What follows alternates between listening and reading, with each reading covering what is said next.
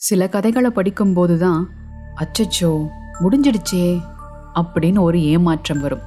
அப்படிப்பட்ட குட்டி கதை தாங்க இது. மனிதனுடைய ஒரு நுட்பமான உணர்வை கையில் எடுத்துக்கிட்டு கதையாசிரியர் சும்மா பூந்து விளையாடி இருப்பாரு. இந்த கதையோடைய எமோஷன் கூட உங்க எல்லாராலையும் கனெக்ட் ஆக முடியுமான்னு தெரியல. ஆனா இப்ப இல்லைனாலும் வாழ்க்கையின் ஒரு கட்டத்துல நிச்சயம் இந்த கதையை நினைச்சு பார்ப்பீங்க. எல்லோருக்கும் வணக்கம். நான் உங்கள் திவ்யதர்ஷினி. இந்த காணொளியில நாம பார்க்க போற சிறுகதை திரு ரிஷபன் அவர்களின் ஏன்.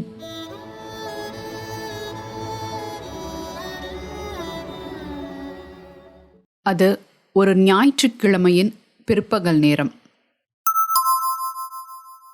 காலிங் பெல் அடிக்கிற சத்தம் கேட்டதும் மணிமேகலை போய் கதவை திறந்தாங்க.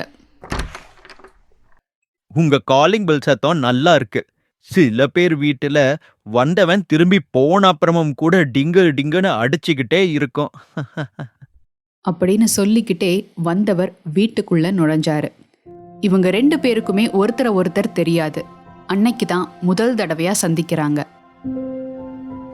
ஜிப்பா, கருப்பு கலர் பேண்ட்டு, மூக்கு கண்ணாடி, அப்புறம் தாடி, இதுதான் அவருடைய அங்க அடையாளங்கள். ஞாயிற்றுக்கிழமை மதியம் 2 மணிக்கு சந்திக்கலான்னு சொல்லி முன்கூட்டியே முடிவு பண்ண சந்திப்பு தான் இது. அவர் வந்தபோது மணி 2:30 இருக்கும். 42 வயசான மணிமேகலைக்கு விடுமுறை நாட்கள்ல நைட்டி போட்டே பழகியிருந்தது. ஆனா வரப்போற சுந்தரமூர்த்தி எப்படிப்பட்டவர்னு தெரியாததுனால சம்பிரதாயத்துக்காக புடவை கட்டியிருந்தாங்க. ஏதோ ரொம்ப வருஷம் பழகின மாதிரி ரொம்ப சுவாதீனமா வந்து சோஃபால உட்கார்ந்தவர், சில பேரு சண்டே மத்தியானம் தூங்குவா. நான் மியூசிக் கேட்பேன். கர்நாடிக் வெஸ்டர்ன்னு எதையும் விட்டு வைக்கிறது இல்ல. முந்தா நாள் கூட புஷ்பவனம் கேட்டுட்டு இருந்தேன். நான் புக்ஸ் படிப்பேன். உங்க ஷெல்ஃப பார்த்தாவே தெரியறது. உங்க டேஸ்ட் எப்படி?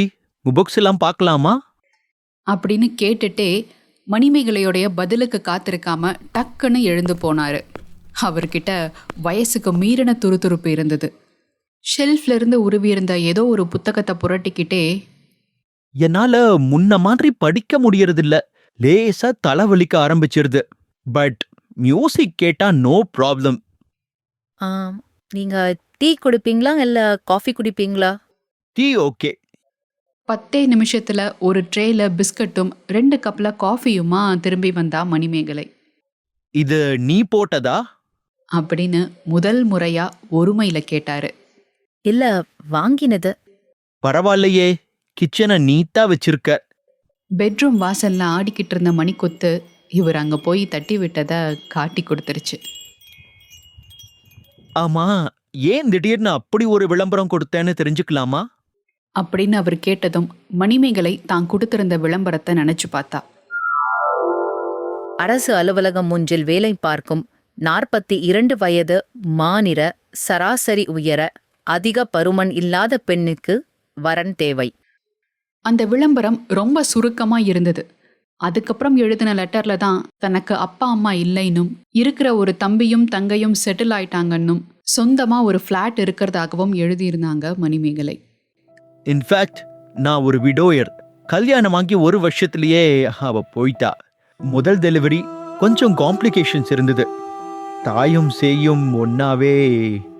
உனக்கூட தெரியுமா, அது ஆண் குழந்தையாம்.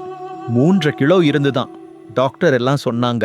அதுக்கப்புறம் எனக்கு வேற கல்யாணம் செஞ்சுக்கலாம் பிடிக்கல. அப்படியே இருந்துட்டேன். எனக்கும் உன்ன மாதிரியே ஒரு தம்பி ஒரு தங்க. அவங்க எல்லாருமே செட்டில்டு. எனக்கு தான் எங்கேயுமே ஒட்டல. அவரோட மனநிலைய மாத்துறதுக்காக மணிமேகலை, டிஃபன் ஏதாவது செய்யவா? சாப்பிட்றீங்களா? தாராளமா. என்ன செய்யலாம்? ரெடிமிக்ஸ் இருக்கு. ஐயோ, அது மட்டும் வேண்டாம். அழுத்து போச்சு எனக்கு. ஓ, சமையல் எல்லாம் நீங்க தானா? ஆளை வேலைக்கு வச்சா அவ இஷ்டத்துக்கு தான் நான் மாறணும். நமக்கே இந்த வம்பு. அதனால நானே பண்ணிடுறது. அப்போ பஜ்ஜி போண்டா ஒத்துக்குமா?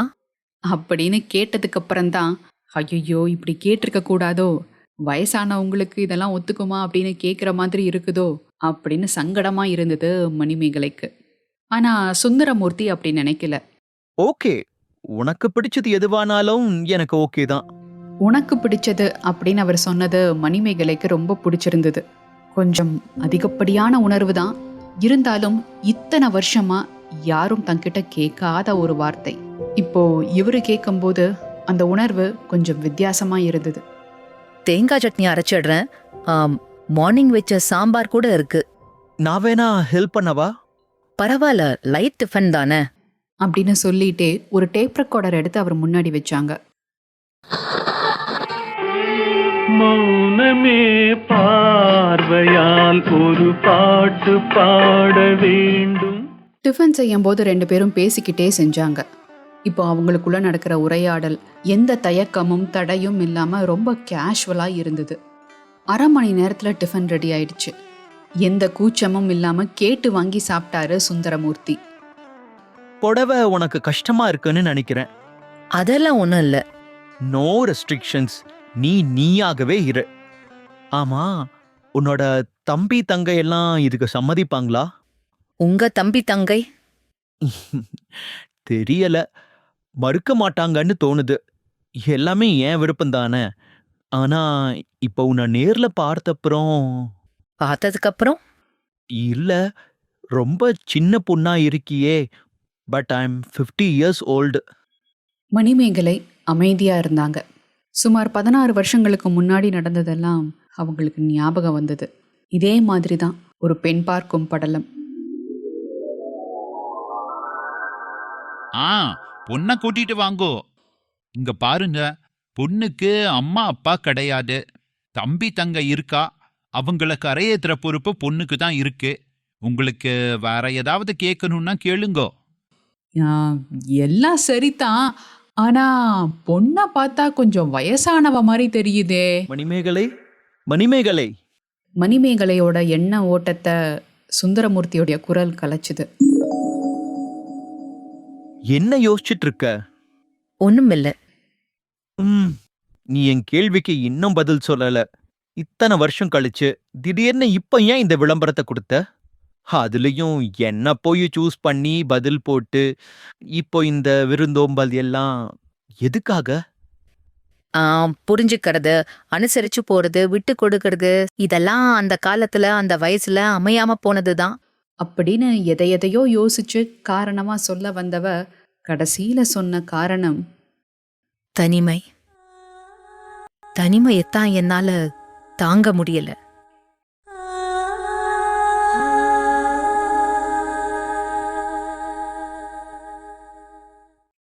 இளமையும் உடம்புல வேகமும் இருக்கும்போது ஏதேதோ தேவைகளை நிறைவேற்றிக்க நாம ஓடிக்கிட்டே இருக்கோம். இந்த ஓட்டம் எல்லாம் அடங்கி நாம ஒரு கட்டத்துல உட்காரும்போது எஞ்சி நிக்கிறது என்னவோ தனிமைதான். அது என்னவோ தெரியலங்க, மணிமேகலையுடைய கடைசி வரிகள் ஏனோ இன்னும் என் மனசை விட்டு அகலாமையே இருக்கு.